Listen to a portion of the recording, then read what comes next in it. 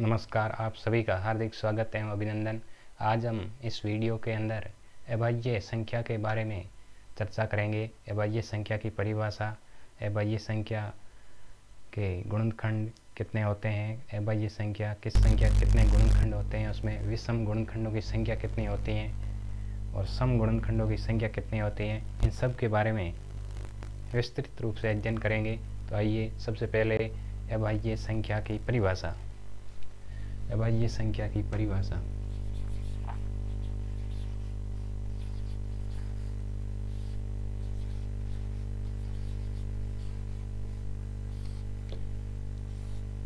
अभाज्य संख्या किसे कहते हैं? ऐसी संख्या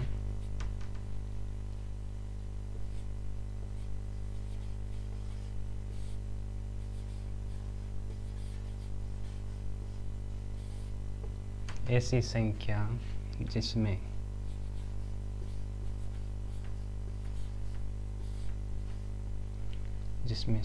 एक स्वयं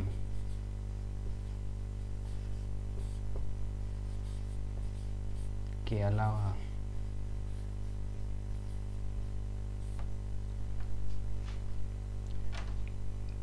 किसी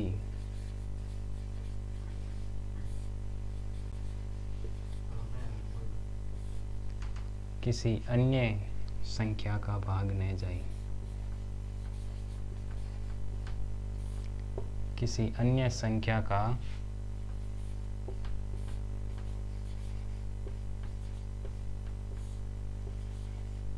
भाग न जाए, अर्थात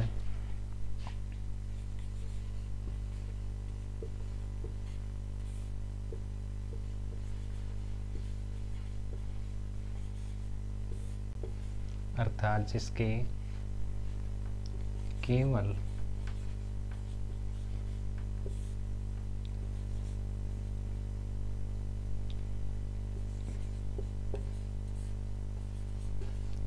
दो ही गुणनखंड हो,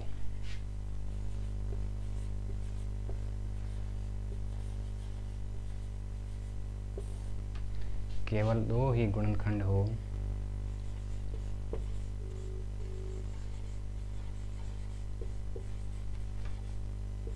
अभाज्य संख्या कहलाती है।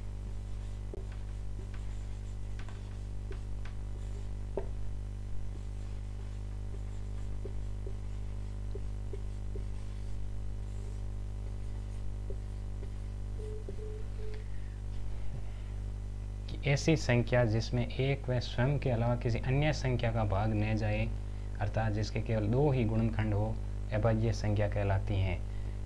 जैसे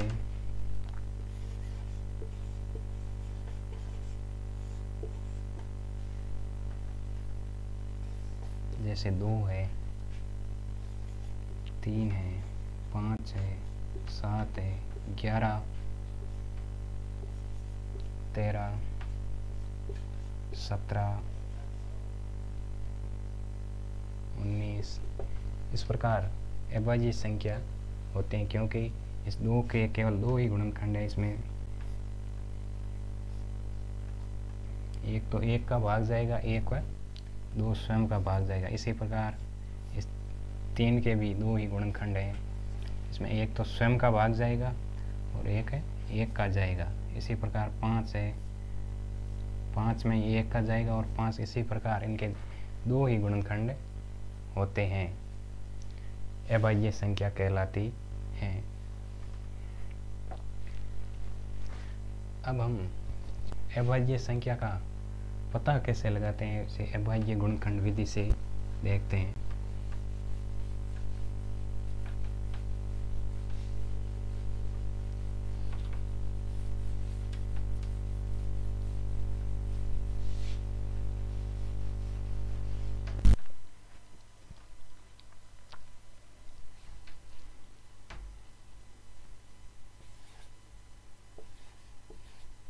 से 40 हैं, इसके अभाज्य गुणनखंड कितने हैं, इसको हम अभाज्य गुणनखंड विधि से हल करेंगे। इसको हल करने के लिए सबसे पहले हमें इसमें 2 का भाग देना है, क्योंकि इसमें 2 का भाग जा रहा है, क्योंकि इकाई अंक में 2 का भाग जाता है, इसलिए इस पूरी संख्या में भी 2 का भाग जाएगा। तो सबसे पहले 2 का भाग देंगे तो आएगा 320, फिर 2 का भाग देंगे आएगा 100,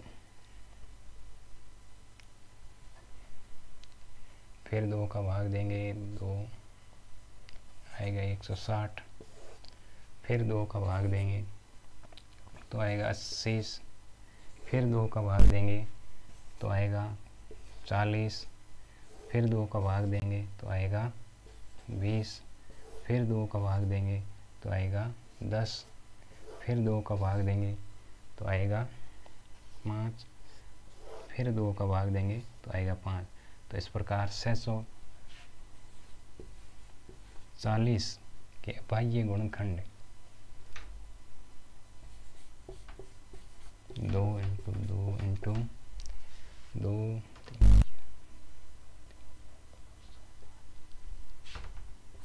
इंटू 2 इंटू 2 5। तो ये अभाज्य गुणनखंड 640 के अभाज्य गुणनखंड संख्या है। अब हम इस अभाज्य गुणनखंड संख्याओं का पता इस प्रकार हम लगा सकते हैं।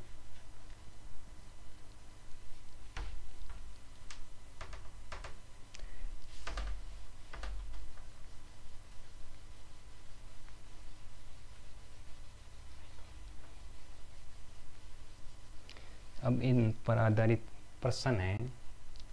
जैसे सबसे पहले इस आधारित प्रश्न बनेगा कि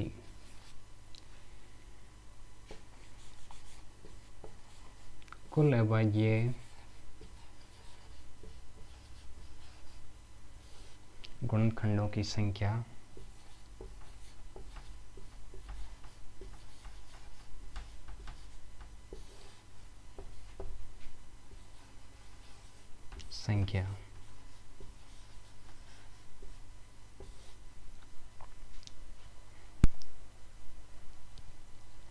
दूसरा प्रश्न बनेगा कुल गुणनखंडों की संख्या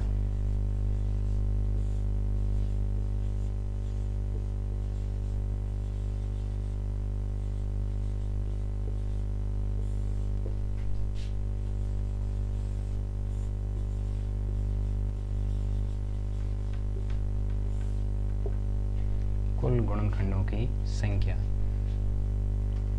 तो हम पिछला 640 लेते हैं। मान लो 640 है,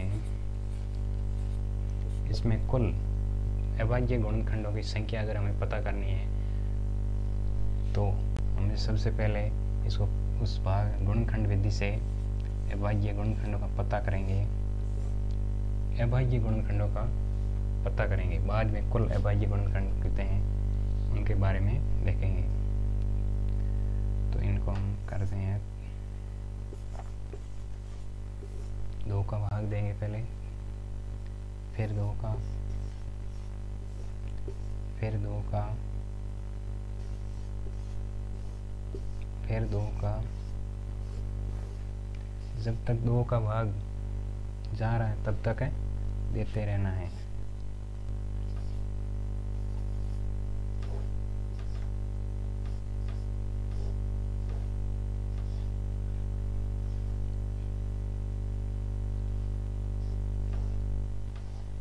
इस प्रकार इसके अभाज्य गुणनखंड प्राप्त हुए हैं। 2 की घात में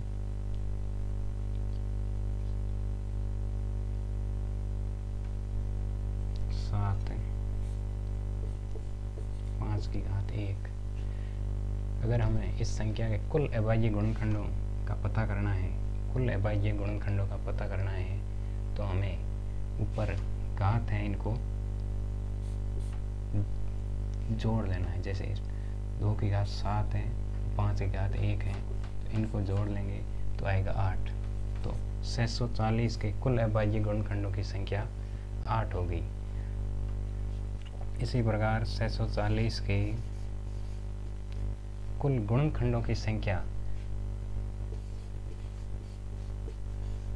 कुल गुणनखंड संख्या, कुल गुणनखंडों की संख्या पूछे तो हमें घात में एक जोड़ के और उनका गुणा कर देना है। जैसे 7 में एक जोड़ेंगे और 1 में एक जोड़ेंगे तो आएगा 8 इंटू 2, इनको गुणा करेंगे तो आएगा 16। तो इस प्रकार कुल अभाज्य गुणनखंडों की संख्या तो है 8 और कुल गुणनखंडों की संख्या है 16। अब इसी प्रकार हमसे पूछ ले कि सम गुणनखंडों की संख्या।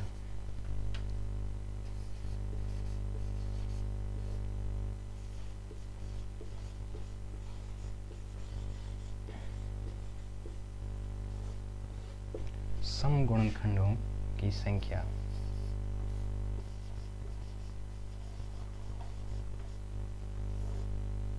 सम गुणनखंडों की संख्या पूछे तो जैसे 640 है, ये सम गुणनखंडों की संख्या। सम गुणनखंडों की संख्या पूछे तो इस 7 को तो 7 है एज इट इज लिखना है, इस 1 को बढ़ा के लिखना है, 2 करना है। तो इस प्रकार संख्या आ जाएगी शब्दा। सम गुणनखंडों की संख्या शब्दा आ जाएगी। इसी प्रकार विषम गुणनखंडों की संख्या पूछे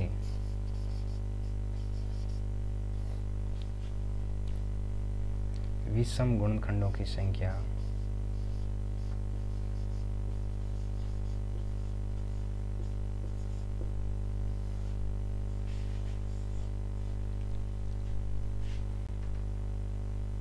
विषम गुणनखंडों की संख्या, इसको मैं ऊपर लिख देता हूँ।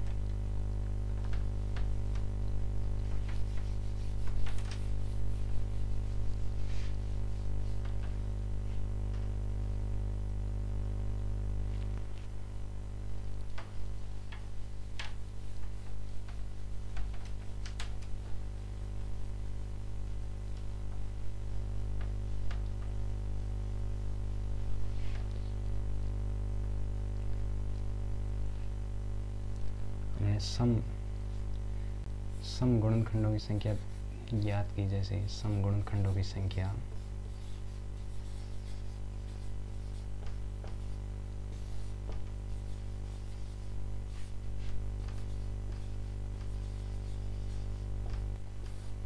(640) के सम गुणनखंडों की संख्या,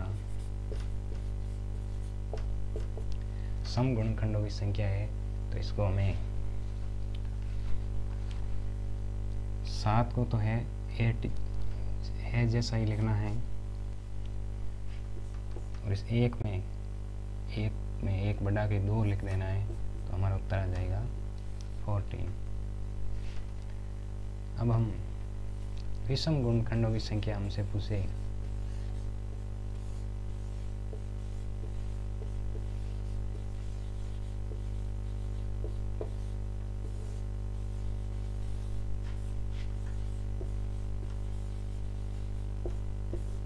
विषम गुणनखंडों की संख्या तो 640। तो हमें इस 2 को छोड़ देना है और इसे 1 में एक जोड़ के 2 लिख देना है। तो विषम गुणनखंडों की संख्या हो गई 2 और सम गुणनखंडों की संख्या हो गई 14 और कुल गुणनखंडों की संख्या हमने पहले देखी थी। कुल अभाज्य गुणनखंडों की संख्या, कुल गुणनखंडों की संख्या तो थी 16। तो इस प्रकार आज का वीडियो इतना ही। नेक्स्ट किसी और टॉपिक पे चर्चा करेंगे, तब तक के लिए धन्यवाद।